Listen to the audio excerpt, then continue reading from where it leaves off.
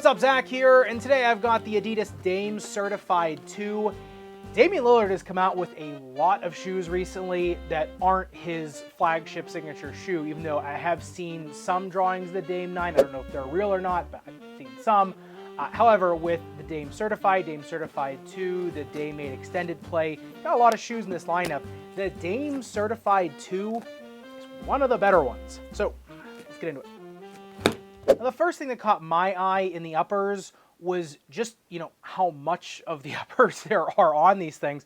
It's got all this synthetic leather reinforcement around the toe box, going up and around the ankle collar, and it does meet here in the midfoot too. There is, some double reinforced stitching here as well that goes into the forefoot. That is going to create a lot of containment, a lot of stout containment, especially for the forefoot. If you go up into the rest of the uppers, it is just a lot of meshing and a lot of padding. The tongue is double padded with a double density padding as well. So there is a lot between you and the lace line. The lace line is that quasi outrigger lacing system. It does lay the laces down very comfortably. It also takes a little bit of break-in to actually get the laces to tie down really well to get that lockdown. And it's not as durable as the last eyelet back here, which is, reinforced with plastic. It is going to create a little more friction in the laces, which does increase, holding power of the laces because it's there's more friction on it, but in the long run of the shoe, just might, tear either the lace line or the laces themselves. So just watch out for that. The lockdown on these is very good once you break it in. At first, there's just a tiny bit of slipping, and then after that, it gets better and better and better as you break in that bounce foam. Now, the one bad thing about the uppers is on the breathability test, these things heated up 150.3 degrees, which is quite a bit. The surprising thing is that the heat was coming mostly out of the tongue, even though it is so padded. I guess that's not funny because there's really nowhere else for it to go. That's synthetic leather. There's nothing going to come out of there. The breathability mapping shows the exact same thing. The fog takes quite a bit of time to start coming out. When it does, it really only comes out around the tongues. So on a hot, humid day, they're not going to be the greatest things out there for air exchange. However, you are getting a lot of containment and padding to, go along with that.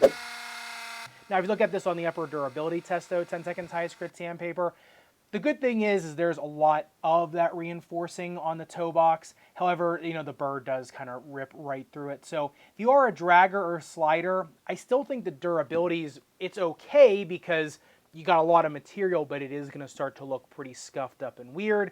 However, for someone that prides themselves on, their shoes looking like the way they play, you might like that.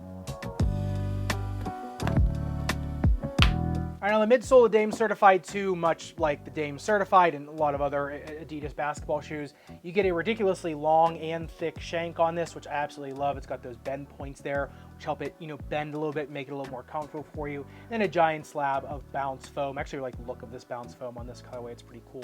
Now, on the bounce height test, it's got 34 centimeters in the heel, 32 in the forefoot. It's kind of what we're used to seeing with bounce foam. It's just that on a shoe like this shank is doing, I'd say, 90% of the work of the shoe, to be honest, just because of how far it spans, how thick it is, and how much of the foot it captures. So, when you look at that bounce height test, and we'll talk about this in the speed ratio, I kind of have switched that up to incorporate the shank, so we'll see that in a minute. But when you look at a setup like this, you really don't need to look any further than it's shanked.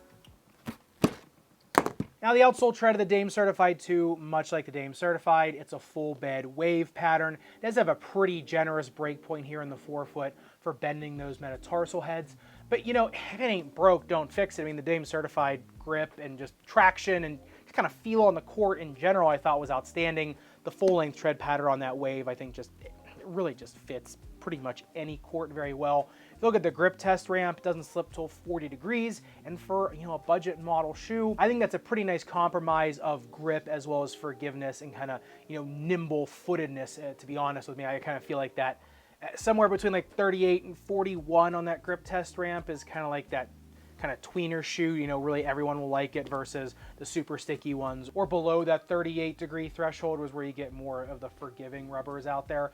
Now, if you look at the speed ratio of this, it comes in at a 2.1. However, I have come up with a new shank score on these. It's 0.1 for every category it hits on screen right here. Whereas on this one, of course, you get a double thick shank, it is top loaded, and it does cross one zone. It crosses rear foot to midfoot. I won't really say this crosses mid to forefoot. This is kind of right on the border, so I won't give it that. But existence of a shank, top-loaded, double thickness, and it crosses a zone, that's worth 0.4. That takes it up to 2.5, which is where I think this shoe really sits. It's not a rocket ship for sure, just because the uppers are a little bit more clunky, right? They are super reinforced shoes. They are meant to do a little bit more battle with. They are meant to get beat up, especially from blunt trauma.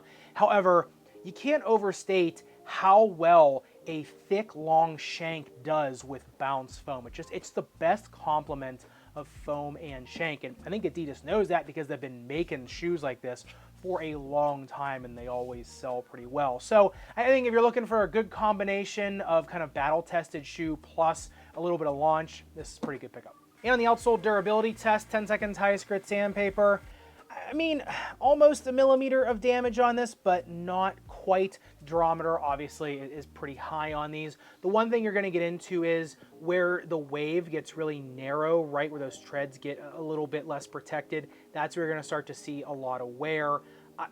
You know, on an indoor hardwood court, a rubberized court, or even carpet court, these are going to last like the apocalypse. I think on an outdoor, really gritty court, just watch out for where that gets really narrow, and that's where you're going to start to see the most wear. But my favorite part of the Dame Certified 2, and also probably most Dame shoes, is its fit. These things come in pretty darn wide at the metatarsal heads at a 9.7 centimeters for a men's size 11, which is really darn forgiving. It also comes in a tad long as well. It's not the longest shoe ever, but it's definitely just kind of a bigger shoe, right? It's just kind of just meant to be, it's meant to be able to fit like a thicker sock, a higher volume foot. I think if you're a narrow, medium foot, you probably can go down a half size on these. It'll take the weight down, give you a little more performance, more one-to-one, especially a narrow foot. If you're a medium foot looking for more room, bulky orthotic, you know, or bulky brace, just go true to size. A 4E and a 2E. Honestly, I would just try to break these in true to size. That way you get the weight reduction. A 4E, if you want to go up a half size, I think you can. Now, in terms of the snake bitten foot, the shank is great for any torsional issues, right? So posterior tibial tendonitis, arch strain, things like that. And even anterior tibial tendonitis or, you know, shin splints, a shank like this does really well for. It's just that the bounce foam is not as forgiving as other foams. Bounce foam is definitely more of a performance product. If you put an orthotic in these, then I think all of your bases are pretty much covered. Because the shoe is so wide set and you do get so much feel on these, you know, for ankle sprainers, even though the lateral flange isn't super bulky, isn't super sharp, they still are incredibly stable shoes, right? So I think with a lower profile orthotic or even a higher volume orthotic on these, once they break in so you can get that better lockdown, I honestly think these are fine. It's just on their own, they're not the most forgiving things out there for shock-inducing injuries, but they are very good for more torsional issues.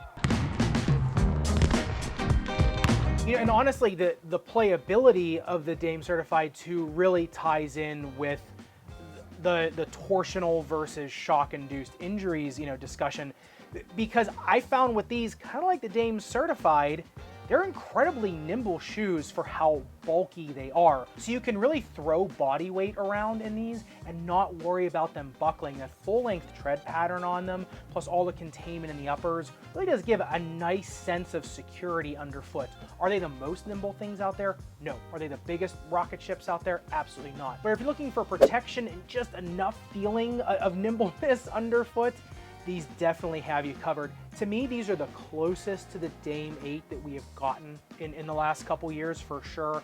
They don't have kind of the swiftness and the ease of movement, that kind of gliding through the air feeling that the Dame 8 has, but it shows flashes of the Dame 8. I think you can really use these on pretty much any position. I think if you're a larger center or something like that, if you're going up and down, trying to get rebounds, and then I think, you know, you probably put an orthotic in these. But in terms of combat, you know, foot-to-foot combat, I think these are just as good as really anything else out there, especially because the grip is so good on pretty much any surface. It really translates well across the surfaces. So especially for a budget model shoe, I think these are more along the lines of a flagship level product. The only thing I would say is the breathability. That's not up to snuff with something like, you know, the Dame 8, but you know, this versus the extended play, you know, the extended play maybe breathes a little bit better in terms of materials, but these are a little bit less bulky of a shoe. So I think you just kind of got to decide like which one of those you'd want to get based on that. But I'd love to hear your thoughts on these, especially because we've gotten a certified 2 before we've gotten the Dame 9 and the Dame 8. So